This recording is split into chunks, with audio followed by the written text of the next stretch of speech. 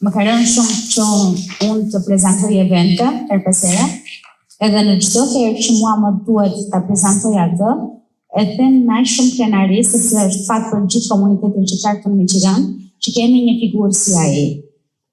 Madhështor në heshtje. Unë dua të ftoj profesor doktor Anton Lajçaj për fjalën e tij. Brenga si përmas ekzistenciale, etike dhe estetike, në romanin Brenga të doktor Pashko Rogcamaj, kjo është titulli i kumtesës si emisioni sot do ndaj me ju. I nderuar autor i librit doktor Pashko Camaj, të nderuar bashkëpunëtor të dijes, të nderuar pjesëmarrës, lexues dhe dashamirë të shkrimit letrar shqiptar, zonja dhe zotëri.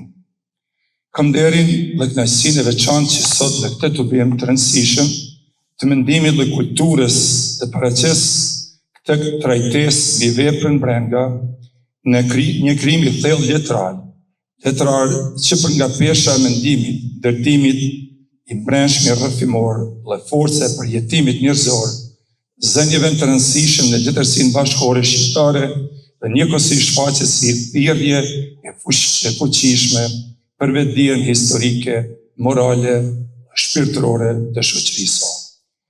Që një hyrje të veprës lexuesi përballet me një botë të ngarkuar me kujtesë dhe dhimbje ku rrëfimi nuk shërben vetëm si pasqyrim ngjarjesh, por si dëshmi e thellë e përjetimit njerëzor në kushte të rënda historike. Në këtë kuptim, Brenga nuk është vetëm roman rrëfimor, por një strukturë e kujtesës së gjallë ku fjala letrare shndrohet në bartës të përvojës historike dhe shpirtërore. Në qendër të veprës qëndron fjala breng ose dhimbje shpirtërore, e cila në këtë tekst nuk kufizohet në përkufizim psikologjik apo emocional, por ngrihet në nivel të gjendjes së qenjes njerëzore.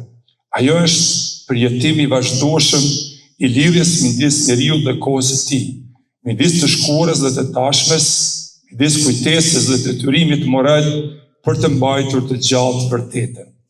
Brenga në këtë roman nuk është vetëm ndjenjë dhimbje, por formë e vetdijes historike, shenjë e pashlyeshme e njeriut që nuk mund të ndahet nga përvoja e tij jetësore.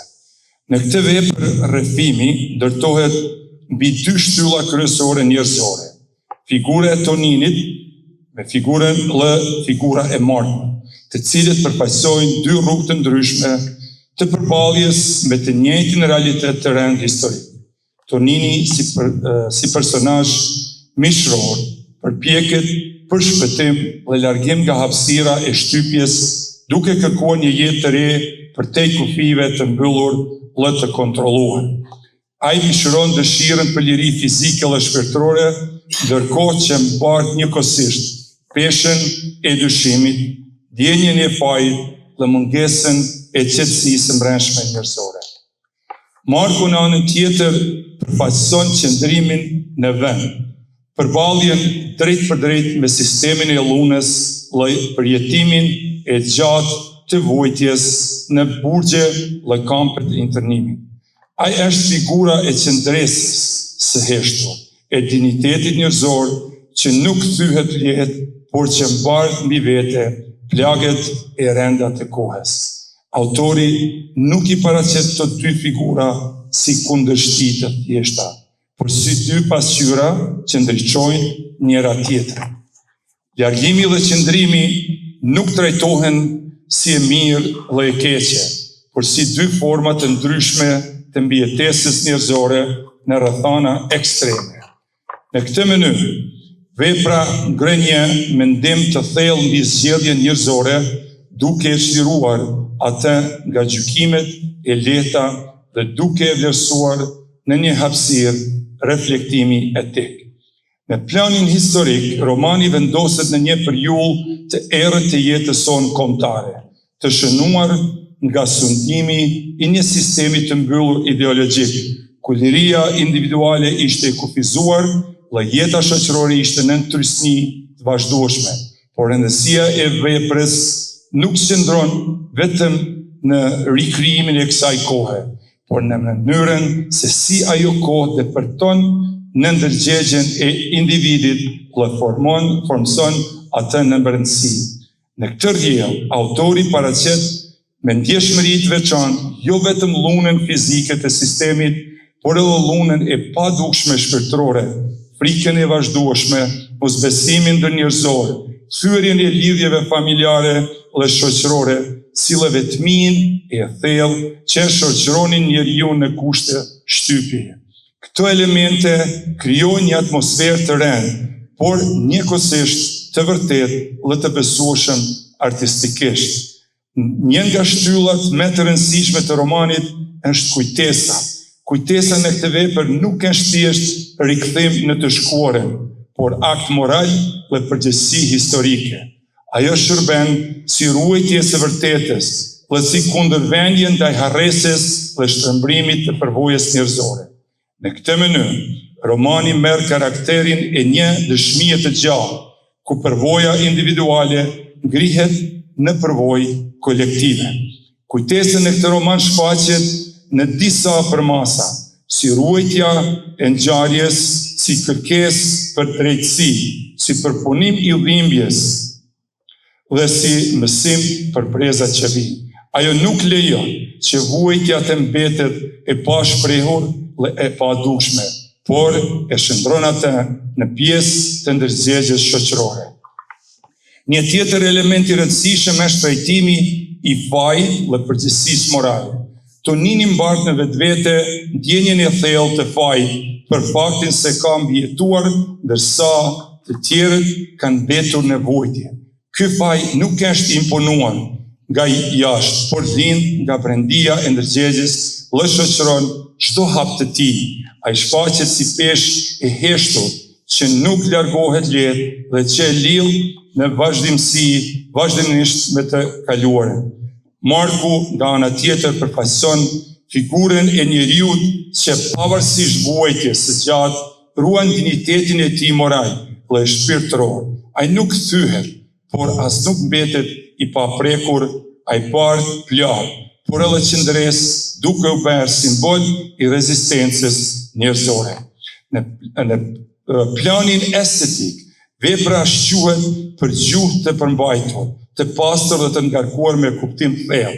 Gjuha është e rrënjosur në traditën e shprehjes shqipe, pa të prim dhe pa largime të panevojshme, duke i lënë rrëfimit qartësi dhe forcë shprehëse. Ndërtimi i rrëfimit është i kujdesshëm dhe i balancuar, ku çdo pjesë shërben për ndërtimin e tërësisë kuptimore.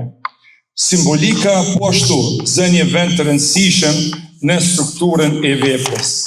Veçanërisht simboli i kryqit shfaqet si shenjë e barrës, e sakrificës dhe qëndresës shpirtërore, duke i lënë veprës një dimension të thellë, etik dhe shpirtëror. Në një kuptim më të gjerë, brenda të i kalon kufij e një historie të veçantë dhe ngrihet në nivel të përvojës universale njerëzore. Ajo trajton marrëdhënien midis njeriut dhe historisë, midis lirisë dhe kufizimit, midis qeljes dhe pasojës, si dhe midis kujtesës dhe harresës. Në këtë mënyrë, vepra bëhet pjesë e një mendimi më të gjerë mbi fatin njerëzor. Të nderuar pjesëmarrës, brenga nuk është vepër që lexohet shpejt dhe lihet me një anë. Ajo kërkon përqendrim, reflektim dhe ndjeshmëri të thellë. Ajo na fton të bëhemi pjesëmarrës në një përvojë që ndonse e rrënjosur në një kohë të caktuar historike, mbetet e gjallë dhe vlefshme për çdo kohë dhe çdo brez. Në një kohë kur kujtesa historike shpesh vihet në rrezik nga harresa ose deformimi, kjo vepër na kujton se kujtesa është përgjegjësi, ndjeshmëria është forcë dhe rrëfimi është një formë e lirisë. Në përmbyllje, mund të thuhet se kjo vepër krijon një lidhje të fortë midis fjalës dhe jetës, midis ndjenjes dhe mendimit, midis kaluarës dhe të tashmes. Ajo na kujton se kujtesa është detyrimi i përbashkët se ndjenja e thellë është formë e lartë e vetdijes dhe se fjala e shkruar mbetet një nga mjetet më të fuqishme për ruajtjen e së vërtetës dhe për ndërtimin e një të ardhmeje më të drejtë dhe më njerëzore. Andaj, dua të përshëndes dhe të falenderoj sinqerisht autorin e librit, Dr. Pashko Rokcamaj, për këtë vepër madhështore. Ju falenderoj për vëmendje.